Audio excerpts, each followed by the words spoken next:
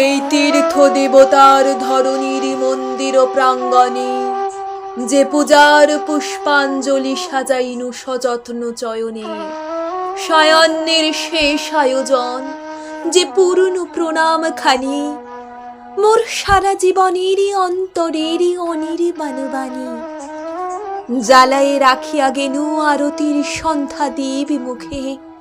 সে আমার নিবেদন তোমাদের সবার সম্মুখে। হে মোর অতিথি যত, তোমরা এসেছ এ জীবনে, কেহ প্রাতে কেহ রাতে, বসন্তে শ্রাবণ বরিশনে।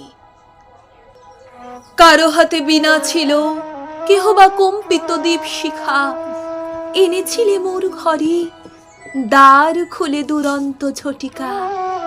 বারবার এনেছ প্রাঙ্গণে, যখন গিয়েছ চলে, দেবতার পদচিহ্ন রেখে গেছ মোর গৃহতলে। আমার দেবতা নিল তোমাদের সকলের নাম, রহিল পূজায় মোর তোমাদের সবারই প্রণাম।